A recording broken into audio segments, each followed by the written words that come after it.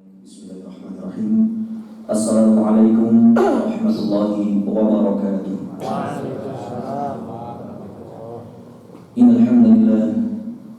Innal hamdalillahilladzi nahmaduhu wa nasta'inuhu wa nastaghfiruhu wa nastahdihi wa natubu ilayhi wa na'udzu bihi min shururi anfusina wa sayyiati a'malina. Man yahdihillahu fala mudilla lahu wa man yudlil fala hadiya lahu. أشهد أن لا إله إلا الله وحده لا شريك له وأشهد أن نبينا محمدا عبده ورسوله لا نبي ولا رسول بعده. قال الله تعالى في كتابه الكريم: أعوذ بالله من الشيطان الرجيم. أقم الصلاة لدلوك الشمس إلى غسق الليل وقرآن الفجر إن قرآن الفجر كان مشهودا ومن الليل فتهجد به نافلة لك عسى أن يبعثك ربك مقاما محمودا. وقال النبي عليه الصلاة والسلام: ما اجتمع قوم في بيت من بيوت الله يتلون كتاب الله ويتدارسونه بينهم إلا نزلت عليهم السكينة وغشيتهم الرحمة وحفتهم الملائكة وذكرهم الله في من عنده. وقال النبي عليه الصلاة والسلام في حديث آخر: من أحدث في أمرنا هذا ما ليس منه فهو رد. صدق الله العظيم وصدق رسوله الكريم ونحن على ذلك من الشاهدين. أما بعد. إخوة الإيمان وأخواتي في الدين, sidang jamaah salat subuh di masjid yang kita cintai ini, Masjid As-Salam Ardosari, yang mudah-mudahan semua kita dirahmati dan dimuliakan Allah Subhanahu wa taala. Alhamdulillahirabbil alamin. Puji syukur senantiasa kita haturkan kehadirat Rabbuna Azza wa Jalla, yang alhamdulillah pada kesempatan pagi subuh kali ini kita masih diberikan Allah Subhanahu wa taala kesehatan, kesempatan serta kemampuan, kekuatan untuk kita menghadirkan hati kita, menghadirkan jasad fisik kita ke rumah Allah yang mulia ini. Tepat di tanggal 9 Oktober 2022 yang bertepatan pada tanggal 13 Rabiul Awal 1444 Hijriah. Tentunya kita banyak bersyukur kepada Allah Subhanahu wa taala, detik ini kita masih diberikan Allah kesempatan untuk menikmati lezatnya beribadah kepada Allah. Dan di antara nikmat itu yang paling besar yaitu adalah nikmat iman, nikmat Islam, dan nikmat ihsan. Maka dari itu ikhwatul iman, senantiasa saya berwasiat kepada diri kami pribadi dan kepada kaum muslimin yang hadir pada kesempatan yang mulia ini untuk senantiasa merawat keislaman kita, merawat keimanan kita, serta merawat keihsanan kita. Mudah-mudahan Allah Subhanahu wa taala senantiasa pun juga merawat semua, merawat dari keistiqomahan kita, yang mudah-mudahan Allah Subhanahu wa taala tutup akhir hayat kita dengan husnul khatimah. Amin ya rabbal alamin.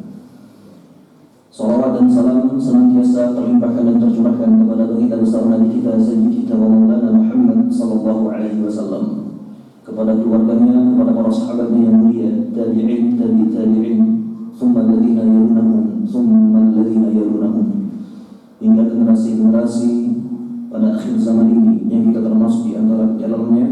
Maka senantiasa kita berharap kepada Allah Subhanahu wa taala agar senantiasa kita mampu untuk berittiba kepada Nabi kita Muhammad sallallahu alaihi wasallam, ikhlas menjalankan apapun yang diperintahkan Allah dan Rasulnya, mengikhlaskan diri serta mentauhidkan hanya Allah Subhanahu wa taala yang ada dalam hati kita kaum muslimin sebagai tempat tujuan akhir hidup kita. Tuhan kita hanya satu, Rabb kita Jalla wa Ala Al-Wahid. Maka dari itu kita tidak mungkin untuk mampu dikategorikan sebagai ahli surga jikalau kita tidak memberikan taat kita kepada Allah Subhanahu wa taala. Dan Rasul sallallahu alaihi wasallam mewanti-wanti untuk senantiasa mengikhlaskan diri kita hanya kepada Allah dalam segala amal ibadah kita. Pada mudah-mudahan di yaumul qiyamah kita dicantumkan nama-nama kita yang hadir pada kesempatan yang mulia ini, serta keluarga kita, kepada semua Ahlussunnah wal Jamaah, yang mudah-mudahan kita semua menjadi orang-orang yang bertakwa, yang berhak untuk mendapatkan syafaat Rasulullah SAW untuk masuk ke dalam golongan hamba Allah penghuni surga. Amin ya rabbal alamin.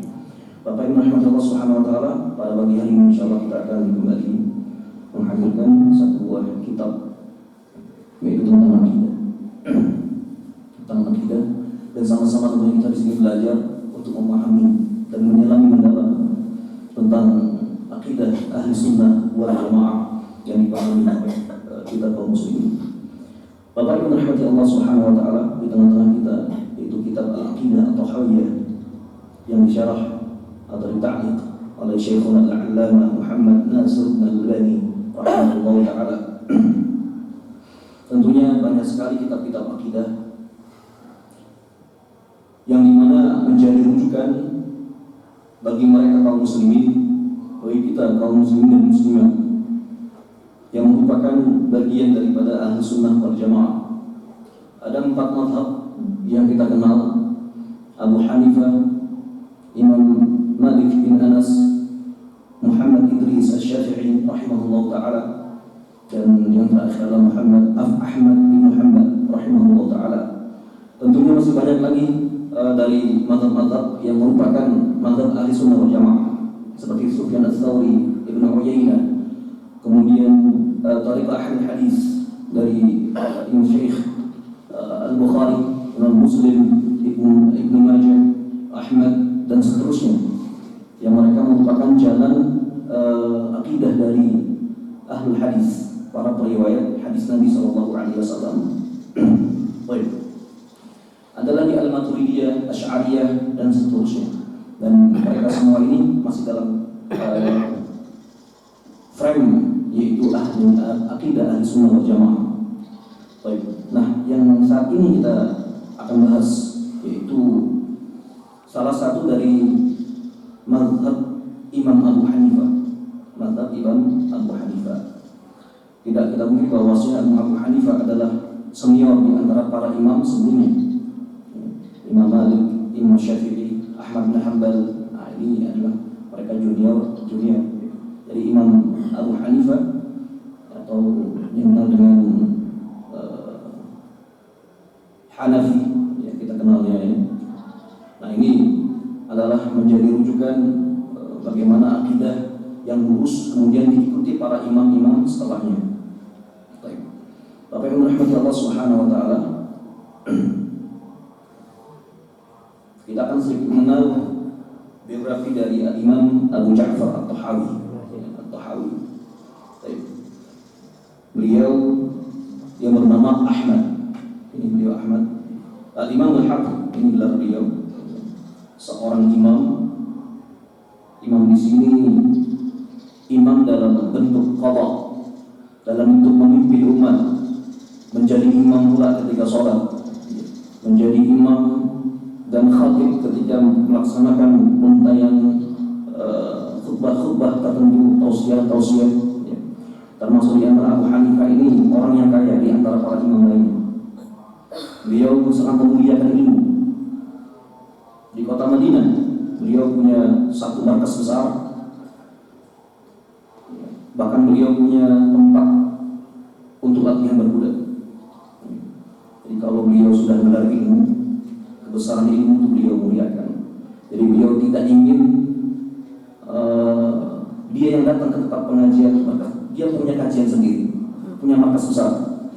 Jadi murid-murid beliau banyak datang dari penjuru, sentiro Yaman, ya, dari Irak, dari Syam, dari mana-mana. Insyaallah. Al-Hafidh bukan gelar, tidak hanya hafidh Quran, Pak. Hafidh dikatakan hafidh Quran. Seharusnya hamilul Quran.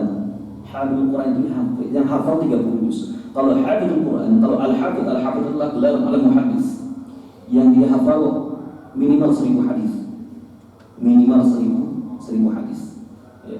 Bahkan para ulama yang sekelas Abu Hanifah itu mampu menghafal yaitu ribuan hadis, bukan hanya 1000 hadis. Ya. Kitab Muwatta itu ribuan hadis. Nah, di kalangan beliau al-Hafidh. Jadi tidak hanya hafidh Quran. Imam Syafi'i hafal Quran di usia 7 tahun. Imam An-Nawawi hafal Quran di usia 10 tahun. Ibnu Taimiyah hafal Quran di usia 10 sampai 11 tahun sebelum menginjak masa balik. Dan para imam ini banyak mereka yang menghafal Quran itu di usia 7 sampai 10 tahun. Itu sudah menjadi normal. 6, 7, 8, 9, 10. Hafidh 30 juz. Jadi hamil Quran Pak ya, hamil Quran, bukan hafidh. Al-Hafidh ini gelar yang mereka sudah hafal Quran dari kecil, kemudian mendalami ilmu hadis ya, sampai ribuan hadis. Nah, ini sebenarnya al-Hafidh. Nama beliau Ahmad bin Muhammad bin Salamah bin Abdul Malik al-Asdi al-Hajari al-Misri al-Tahawi. Nah, beliau dinisbahkan kepada tempat ya, lokasi di daerah satu desa ya, di negara Mesir. Baik. Lahir pada tahun 239 Hijriah dan meninggal dunia pada tahun 321 Hijriah atau kurang lebih sekitar 82 tahun. Beliau hidup ya, menermakan hidupnya hanya untuk ilmu dan memberikan ilmu, memberikan manfaat di tengah-tengah umat. Nah, ini Al-Imam Al-Hafidh Ahmad bin Muhammad bin Salamah bin Abdul Malik al-Asdi al-Hajari al-Misri al-Tahawi yang kita kenal dengan Imam At-Tahawi dengan akidah Tahawiyahnya. Baik. Beliau merupakan ulama yang thiqah, yang kokoh, yang berpaham luas, yang memiliki pemahaman yang sangat luas. Seorang yang faqih. Orang faqih itu bukan hanya faqih ya, di kalangan awam, namun benar-benar faqih. Ya, fatwa-fatwa beliau keluarkan hasil-hasil ijtihad ketika mereka para tulabul ilmi bertanya tentang masalah apapun, maka beliau memberikan fatwa-fatwa dan ijtihad itu kepada mereka untuk memenuhi kebutuhan dari kaum muslimin ya, dengan dalil dan pemahaman beliau. Aqilan aliman pasti ya. Beliau orang yang berakal, orang yang alim.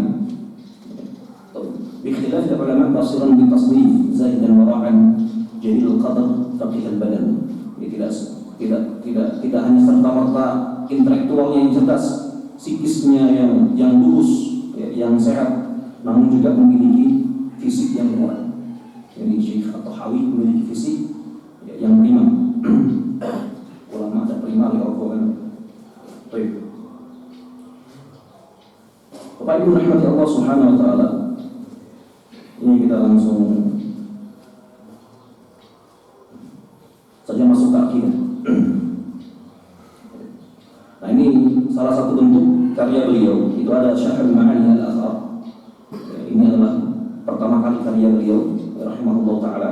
Kemudian Sunan Syafi'i, di sunnah Imam Syafi'i. Maksudnya bukan sunnah kan ya. Maksudnya di sini adalah hadis-hadis Imam Syafi'i rahimahullah taala. Kemudian Ahkamul Quranil Karim, kemudian Mushkil al-Athar dari para ulama ya, sama pembahasan masalah hadis. Baik. Nah, di sini kita masuk ke bahasan hadza dzikru bayani aqidati ahli-sunnah wal jamaah ala madhhabi fuqaha'il millati Abi Hanifah. Di sini menjelaskan tentang akidah ahli-sunnah wal jamaah sesuai di atas pondasi mazhab yakni ahadil fuqaha, di antara salah satu faqih ya. Jadi Imam Al-Faqih di atas landasan mazhabnya Imam Abu Hanifah. Imam Abu Hanifah sendiri namanya An-Nu'man ibn Thabit. Jadi orang banyak tidak tahu nama beliau ya, Abu Hanifah, nama beliau adalah An-Nu'man ibn Thabit Al-Kufi. Ini nama beliau. Kemudian Abu Yusuf ini salah satu mazhab sama ya, masih satu koridor. Kemudian Ya'qub bin Ibrahim Al-Ansari, kemudian Abu Abdillah, kemudian Muhammad bin Hasan Al-Syaibani. Semoga Allah meridhai mereka semua, termasuk Ibnu Taimiyah di dalamnya. Wa ma ya'taqidun min usul-din wa yadinuna bihi Rabbal alamin. Dan mereka meyakini dari usul-usul agama ini, yaitu pokok-pokok akidah. Wa yadinuna bihi Rabbal alamin, dan mereka menundukkan ketaatan mereka, menundukkan hati mereka, menundukkan keikhlasan mereka di bawah panji Rabb semesta alam. Kita diperintahkan oleh Allah Subhanahu wa taala dalam surah Al-Bayyinah, "Wa ma umiru illa liya'budullaha mukhlishina lahu ad-din hunafa wa yuqimu shalah wa yu'tu zakata wa dzalika dinul qayyimah." Jadi mereka diperintahkan, siapa mereka? Kaum muslimin. Kita semua kaum muslimin dan muslimat ya. Ini kalau saya bicara kaum muslimin pastikan masuk ke dalam bahasa Arab itu muslimat juga ya, secara otomatis. Jadi kepada kaum muslimin mereka diperintahkan untuk membuktikan ibadah mereka hanya kepada Allah Subhanahu wa taala. Beribadah sesuai dengan jalur yang diinginkan oleh Allah dan Rasul-Nya. Wa ma umiru illa liya'budullaha mukhlishina lahu ad-din hunafa, betul-betul lurus. Ikhlas tapi yang benar-benar lurus, hunafa.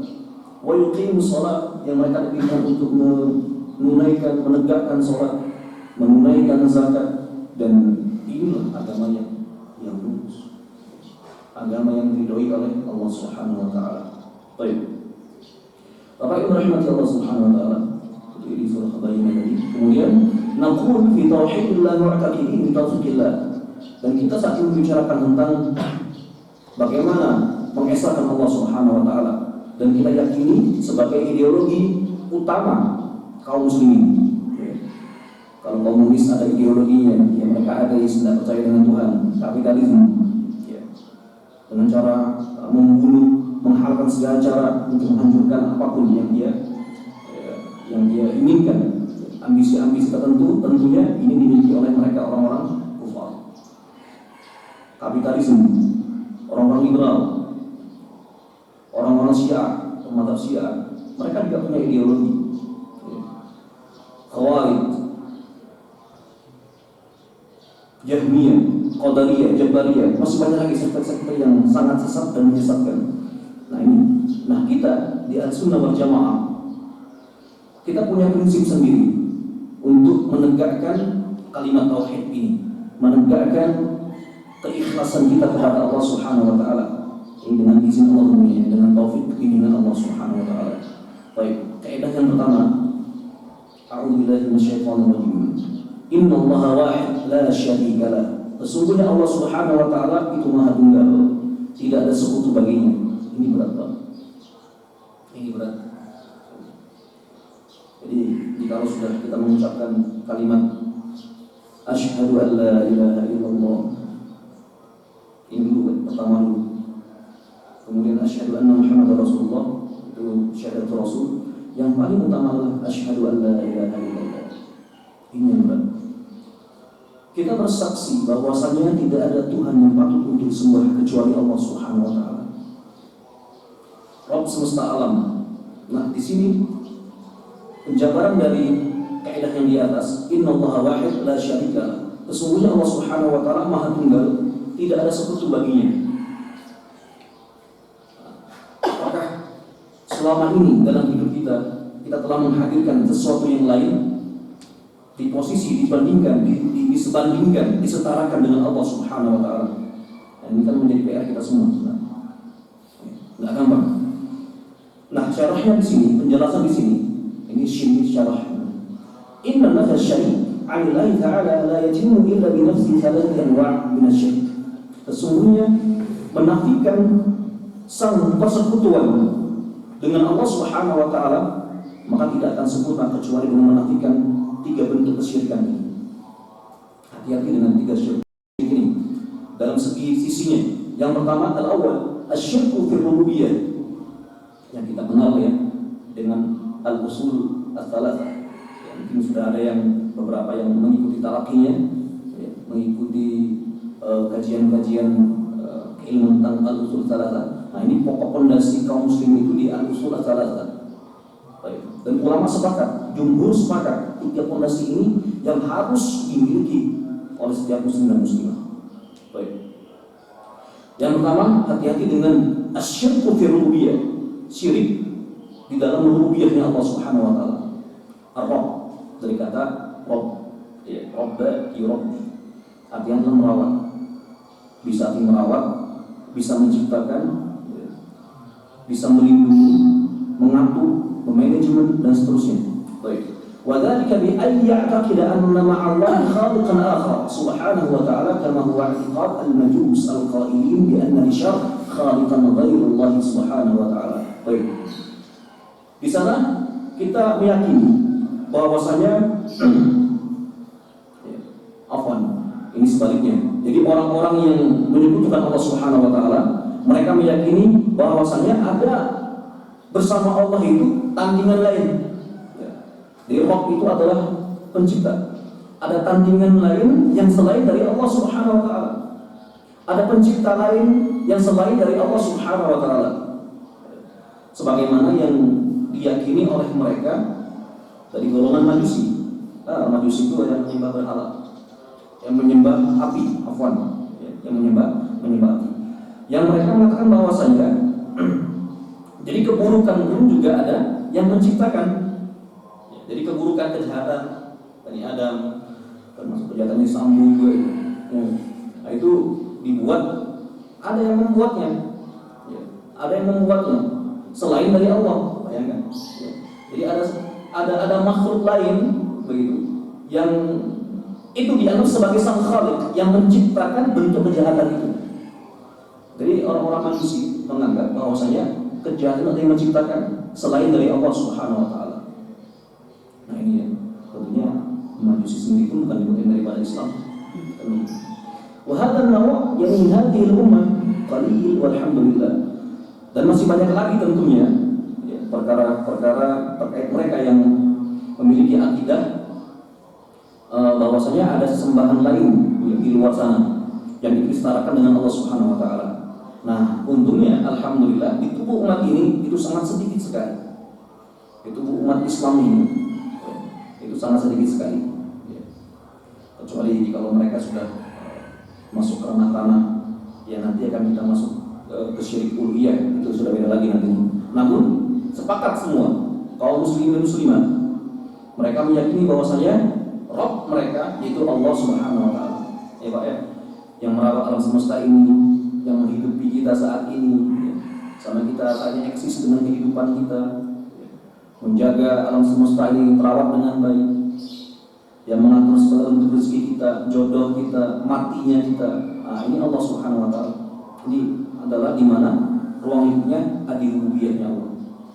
Jadi yang menciptakan, merawat penciptaan itu sampai nanti Allah menghancurkan semuanya. Nah ini dalam ranahnya ar-rububiyah. Nah, jadi Allah Subhanahu wa taala sebagai mutlak yang menciptakan. Maka akidah kaum muslimin insyaallah tidak ada yang terpicu yang menyamakan Allah Subhanahu wa taala dengan sang pencipta. Itu yang pertama. Baik. Makanya ada hadis Nabi sallallahu alaihi wasallam, al-qadariyah itu majus hadhihi ummah. Jadi al-qadariyah. Al-qadariyah ini adalah yang mereka berpaham bahwasanya ada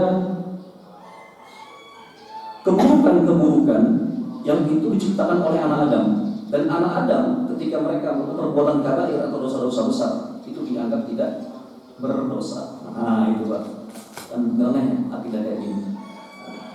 Jadi yang menciptakan keburukan itu bukan Allah, namun adalah anak Adam itu sendiri. Nah, jadi secara langsung dia menyamakan makhluk kita manusia dengan Allah Subhanahu wa taala. Dan siapapun kita makhluk, apabila kita melanggar perintah-perintah Allah, mengerjakan perbuatan dosa-dosa besar, maka tidak akan diazab oleh Allah. Ini pemahaman Al-Qadariyah. Kalau Al-Jabariyah beda lagi. Al-Jabariyah yang dia meyakini bahwasanya semuanya ini ketentuan dari Allah. Takdirnya Allah kok mau kayak gini, gitu kan ya. Saya mengerjakan dosa juga karena Allah, gitu. Jadi semuanya dikarenakan Allah semua pokoknya. Itu Jabariyah. Saya maling, saya ngintip, saya korupsi, gitu ya, saya berzina, itu semua karena Allah Subhanahu wa taala. Jadi semuanya diserahkan kepada Allah. Jadi makhluk ini tidak punya kuasa untuk memilih pilihannya, begitu kan ya. Jadi kalau misalnya ada seorang koruptor dengan kelakuannya dia mencuri, ngintip ya di pemerintahan, kan begitu. Nah itu adalah ya sudah, itu sudah takdirnya dia. Itu ketentuan Allah dan itu dia dipaksa oleh Allah Subhanahu wa taala untuk melakukan itu. Itu Jabariyah. Kalau kita kan enggak, maksudnya itu pilihan dalam hidup kita. Wa alhamaha fujuraha wa taqwaha. Allah mengilhamkan kepada jiwa-jiwa kita, roh-roh kita untuk memilih jalan kebaikan, ketakwaan atau jalan kefujuran, kedurhakaan. Mau pengen kita mentauhidkan Allah atau kita ingin mensyirikkan, menyekutukan Allah Subhanahu wa taala dan seterusnya. Ini baik. Baik, Bapak Ibu rahmati Allah Subhanahu wa taala, ini adalah bentuk syirik yang pertama. Kemudian bentuk kesyirikan yang kedua itu masuk ke tahap yaitu al-uluhiyah. Asyirku fil uluhiyyati wal ubudiyyah. Baik. Jadi bentuk syirik bagaimana kita dalam penyembahan kepada Allah. Jadi betul-betul kita menyembah Allah Subhanahu wa taala. Kalau tadi kan mengakui eksistensi keberadaan Allah. Kalau ini adalah bagaimana cara kita untuk beribadah kepada Allah, memurnikan ketaatan serta ikhlas kita itu hanya kepada Allah Subhanahu wa taala. Wa huwa ayya'budu ma'allahi ghairahu minal anbiya'i was shalihin. Nah, jadi orang-orang yang menyekutukan Allah dalam sifat dalam kesyirikan uluhiyah ataupun ubudiyah ini adalah yang mereka menyembah Allah Subhanahu wa taala, iya, namun dia pun juga menyembah selain Allah Subhanahu wa taala. Bayangkan, ada dari kalangan para anbiya pun disembah oleh mereka. Anbiya, para nabi, para rasul disembah oleh mereka. Orang-orang soleh juga disembah oleh mereka. Dan begitu. Nah, kal istighatsah bihim wa nida'uhum 'inda syada'id wal hadarin. Minta istilahnya taqarrub, ya, wasilah dengan mereka yang telah meninggal dunia. Taqarrub dengan wasilah kepada para anbiya yang telah meninggal dunia.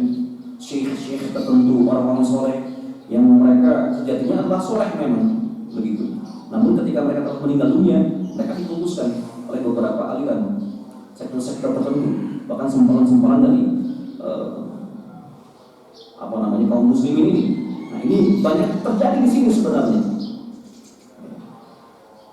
Pada tahapan yang kedua ini, kaum muslimin dan muslimah itu banyak jatuh ke dalam asyirku fil uluhiyyati awil ubudiyyah. Wallahi banyak, ya, banyak. Tidak hanya di Indonesia, namun di Timur Tengah juga banyak, Pak. Di Timur Tengah juga banyak jatuh ke dalam al-ubudiyyah wal uluhiyyah. Allah wal Uzza, Allah itu adalah Uzza, An-Nasr itu orang soleh sebenarnya. Tapi dibuat oleh mereka kaum jahiliyah sebagai bentuk berhala. Ya, berhala, patung-patung. Dan memang itu adalah diantaranya tidak hanya sebagai ideologi mereka, namun juga pekerjaan mereka. Jadi membuat patung itulah pekerjaan mereka. Ya, seperti Azar, bapaknya Nabi Allah Ibrahim, itu adalah membuat patung, gitu kan ya. Dan kaya raya, kan begitu. Satu patung itu lumayan, bisa kali kan. Jadi kalau rezim pada saat itu membuat banyak patung, kan baik juga proyeknya. Nah ini kan ya. Nah di antara masyarakat jahiliyah tidak atau menentang dakwah Nabi SAW. Nah ini karena berpotensi Nabi nantinya itu akan menghancurkan mata pencaharian mereka. Itu di antaranya. Ada 5, dan itu di antaranya. Tapi Bapak Ibu dan Allah Subhanahu wa taala. Nah tadi kembali kepada cara pandang atau cara kita membumikan ibadah kepada Allah. Nah di sini di antara mereka ada yang meminta istighatsah, meminta pertolongan di antara mereka orang-orang yang telah meninggal dunia. Jikalau kita meminta pertolongan kepada mereka orang-orang yang masih hidup, itu tidak apa-apa. Misalnya ada seseorang yang mau berangkat umroh atau mau berangkat haji, kita titip doa. Ada orang soleh di daerah tertentu, ya akhi minta doanya, dan dia dalam keadaan sehat walafiat. Dan kita tahu bahwasanya dia adalah orang yang soleh, kita minta doa, itu diperbolehkan. Namun sebaliknya jika mereka telah meninggal dunia, telah wafat, tahu makamnya kita ke sana, kita minta tawassul, gitu kan, dengan orang yang soleh yang telah meninggal ini yang salah. Ya. Ada makam biasanya di belakang kubur di belakang masjid misalnya, atau di belakang musola. Ya. Kemudian pada hari tertentu, ya ada beberapa orang yang di situ ya, minta apa izinkan, minta apa gitu, minta ridha dan seterusnya, gitu kan, dilancarkan seluruh hajatnya. Ya, ini sebagai bentuk zulfa. Zulfa itu adalah bentuk mendekatkan diri kita, cara untuk mendekatkan diri kita kepada Allah Subhanahu wa taala lewat orang soleh tadi. Kan begitu. Nah, ini yang tidak tentunya diinginkan oleh Al-Qur'an dan juga Rasul. Baik. Walidatum anis syada'id. Nah, ketika juga ada tengah-tengah kita ada bala, ada gempa, ada tsunami, wis pokoknya macam-macam. Ya. Masuk pandemi di antaranya. Jadi kita minta sesuatu Pak, kayak apa namanya di sini? Sedekah bumi Pak. Ya, benar Pak? Ada ya sedekah bumi ya. Biasanya di hari apa? Di Muharram atau di awal tahun? Atau di awal Hijri ya? Di Muharram biasanya. Di Syuro Pak, ya, di Syuro di Muharram Pak. Di Muharram ini biasa masyarakat itu ada sedekah bumi untuk olah balak kan, untuk membersihkan bumi tersebut dari hal-hal yang tadi yang tidak kita inginkan dan seterusnya. Nah yang kayak gini ini kan merusak, merusak. Nah secara tidak langsung masyarakat kita sudah jatuh dalam hal ini. Apalagi kemarin ketika pas hari 17 Agustus ya, kemerdekaan itu banyak sekali ya lomba-lomba yang itu sangat bentrok dengan akidah kaum muslimin. Barongan ya Pak ya. Barongan satu lagi Pak dalam hal-hal yang nah itu tanpa kita sadari kita juga ikut nonton bukan ya. Ya. Paling tidak lah ya kita ya. paling tidak kita mengingkari dalam hati kita. Mengingkari dalam hati kita bahwasanya ini perbuatan yang tidak benar. Dan kita lihat kalau itu ya sama aja kasus kita dalam itu. Nah, ini hati-hati gitu. Jadi banyak hal yang harus kita perbaiki dalam umat ini, terutama di pasar kita Muhammadiyah. Dan kita benar-benar mengikuti junjungan dari sang qudwah kita Muhammad SAW. Namun kita banyak menyimpang dari tujuan akidah Rasulullah Muhammad SAW. Dan ini harus diperhatikan Pak. ini wahada ma'asif syadid yang di hadhihi ummah katsir. Nah, yang sangat disayangkan itu umat itu sangat banyak sekali yang ke dalam hal ini, gitu kan. Wa yahmilu bizran akbar ulaika masyayikh alladziina yu'ayyidun hadha an-naw' min asy-syirk bismi tawassul. Jadi ada sebagian mereka para gus, para syekh, para pokoknya gitu kan. Dan semisal para kiai gitu kan ya. Yang mereka menguatkan tentang kesyirikan al-uluhiyah ini, tentang perkara ibadah kepada Allah Subhanahu wa taala dengan nama at-tawassul gitu kan ya. Ataupun namanya selain itu mereka menamakan itu tanpa selain daripada tawassul, pokoknya sembarangan gitu kan. Banyak Pak pesantren-pesantren terutama yang apa namanya yang backgroundnya di luar dari Ahmadiyah. Ini pesantren yang mengajak santrinya ini ke arah-arah yang seperti itu, apa gara-gara tulen atau puasa itu kebanyakan seperti itu. Baik, maka hati-hati dengan bentuk kesyirikan yang kedua ini. Nah, ini kita punya generasi, jangan sampai nanti generasi kita itu rusak dikarenakan kita salah dalam mentransfer cara proses ibadah kita kepada Allah Subhanahu wa taala. Benar-benar jaga generasi kita, anak kita, begitu kan. Kalau ada yang masih ikut apa namanya tadi jaipongan gitu kan, ikut yang barongan, jarang cepat dan seterusnya, nah itu ditahan anak-anak. Insyaallah ya salam dah sampai gitu kan. Kita lihat insyaallah ya. Untuk Qurannya juga sudah bagus, kemudian untuk khitabahnya juga sudah bagus gitu ya di madrasahnya. Alhamdulillah ini generasi yang baik tentunya. Nah, kita ingin masyarakat kita menjadi masyarakat yang madani sesuai dengan Al-Quran dan juga Sunnah. Baik, itu yang kedua. Yang ketiga, Bapak Ibu rahmati Allah Subhanahu wa taala, tadi itu asyirku fi sifat wal asma. Syirik dalam asma dan sifatnya Allah Subhanahu wa taala. Nah, ini banyak yang kepicu juga kita. Gitu kan ya. Kita artikan misalnya ya Allah, tangannya Allah Subhanahu wa taala. Terus tangan Allah seperti apa? Ya. Ada mereka namanya juga Al-Mujassimah, di sekte Al-Mujassimah atau mereka adalah grup Al-Mujassimah yang mentadsimkan Allah, yang menyifati Allah itu Allah punya roda fisik sama seperti makhluknya. Jadi kalau misalnya Allah memiliki tangan, maka tangannya adalah sama dengan makhluk. Nah, di akidah kaum muslimin ataupun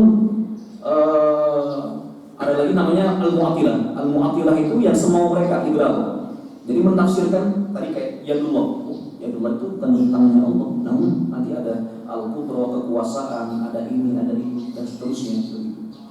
Ya. Namun dalam akidah Ahlussunnah wal Jamaah kita meyakini bahwasanya tangan Allah. Yadullah itu tangan Allah. Namun jangan bicarakan takyif, bagaimana tangan Allah itu, apakah seperti makhluk atau bukan.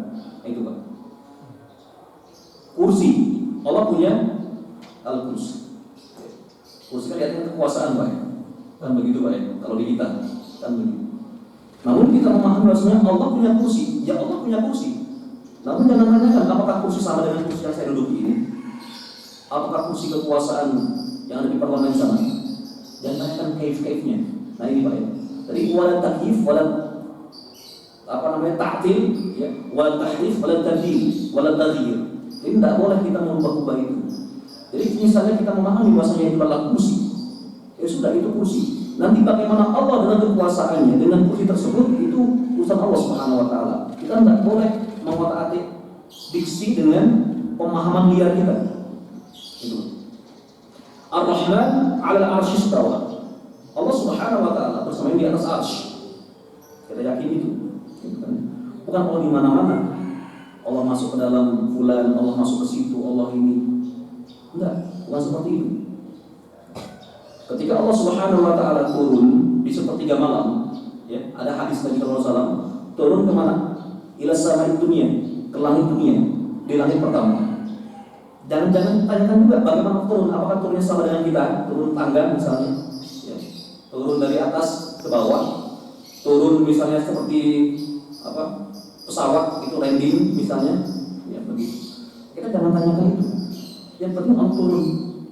Jangan tanyakan bagaimananya Allah turun dari arsy itu menuju ke langit pertama, ke langit dunia. Jadi Allah turun, udah kita yakin seperti itu. Allah beristiwa, Allah bersinggasana di arsy. Itu kita jangan tanyakan. Kita hanya memahami bahwasanya Allah hanya beristiwa di atas arsy Allah Subhanahu wa taala. Selesai. Allah punya tangan. Namun tangannya tidak tentunya serupa dengan makhluk, dengan ciptaannya. Ini Pak yang harus kita pahami. Allah punya pendengaran. Namun pendengaran Allah itu tidak sama dengan pendengaran kita makhluk. Ya, kayak kita punya telinga misalnya. Apa kalau dia punya telinga? Jangan tanyakan itu, namanya takyif namanya. Nah, kalau sampai menyerupakan Allah punya telinga sama seperti kita manusia, namanya al-mujassim. Jadi menyamakan Allah dengan kita makhluk, punya fisik. Apa kalau punya fisik? Wallahu a'lam bishawab. Jangan tanyakan itu. Ini Pak. Nah ini harus kita benahi diri dari asma. Ini memang banyak para ulama juga yang jatuh ke dalam sifat asma ini. Bahkan menafikan sebagian asma-asma Allah, dinafikan. Jadi dihilangkan. Nanti Allah nggak begini, Allah nggak begini. Itu ada yang seperti itu. Jatuh ulama ke dalam hal itu. Nah, ini sangat fatal tentunya dalam akidah kaum muslimin. Ingat berapa nama asma yang dimiliki Allah? 99 asma Allah. Nah ini kita harus meyakini itu. Dan apabila kita berdoa dengan 99 nama ini, dengan tawassul kita dengan asmaul husna, pasti akan diijabah oleh Allah Subhanahu wa taala. Pasti Pak. Yakin kita. Dan Allah kabulkan di dunia, Allah kabulkan kelak di akhirat. Ini akidah kaum muslimin. Jadi tidak ada Bapak dengan minta sama Allah Subhanahu wa taala kemudian dikabulkan. Tunggu Bapak, belum waktunya, belum wajai saat ini. Begitu kan ya. Jikalau pahala yang kita akan terima saat ini, kita sholat tadi qobliyah subuh ya. Subuh 2 rakaat, qobliyah subuh. Sebelum sholat subuh sholat sunat 2 rakaat. Kalau Allah bayar cash, sanggup Pak saat sekarang ini kita menerima. Saya tanya. Tahu Pak apa pahalanya? Khairun minad dunya wa ma fiha. Lebih baik daripada dunia dan seisinya. Sanggup Pak? Dibayar cash habis sholat subuh, siap menerima? Atau langsung SK begitu dari SK Bupati? Iya, siap mengatur itu? Tidak bisa. Makanya untuk kenikmatan surga itu baru kenikmatan yang Allah ciptakan. Belum kita bicara tentang Allah Subhanahu wa taala. Maka sesuatu yang terbatas, otak yang terbatas, ibarat meteran terbatas. mengukur sesuatu yang tak terbatas itu mustahil. Meteran mau mengukur samudra masih terbatas Pak. Lautan itu masih terbatas. Kira-kira bisa nggak meteran mengukur samudra? Meteran Pak, nggak bisa. Akal kita terbatas. Mengukur samudra itu mengukur antariksa, mengukur alam semesta itu nggak mampu. Tapi apalagi mengukur Allah yang menciptakan alam semesta ini, begitu kan? Jadi mereka yang memahami bahwasanya ini asma wa sifat ini sangat luar biasa. Subhanallah, kita tidak mampu untuk membayangkan itu. Para ulama jika berbicara masalah asma wa sifat itu sangat takut mereka. Jadi mereka tidak menanyakan kaif, bagaimana. Ketika Ar-Rahman 'ala 'arsy istawa, Allah bersinggah-sanggah di atas arsy-Nya. Itu dipahami. Allah yanzil minas sama, minal 'arsy ila samai dunya. Allah turun dari arsy ke langit dunia. Nah, dia kira seperti itu. Inna Allah sami'un basir. Allah Maha mendengar, Allah Maha melihat. Sudah, kita hanya memahami Allah Maha mendengar, Allah Maha melihat dengan segala sifat-sifat kesempurnaannya. Nah ini yang ini Pak. Insya Allah. Jadi masih banyak lagi dari asma wa sifat itu yang ingin kita gali. Insya Allah. Nah ini diantara salah satu bentuk bagaimana salah satu sekte itu sufi. Jadi diantara mereka perkataan para ulama mereka yang mengatakan bagaimana mereka menjunjung Nabi Muhammad SAW. Fa inna min judika dunya wa dhurratiha wa min 'ulumika 'ilmul lawh wal qalam. Nah ini ya. Maka sesungguhnya di antara kebaikan wahai Rasul adalah bagaimana dunia serta perhiasannya itu ada padamu.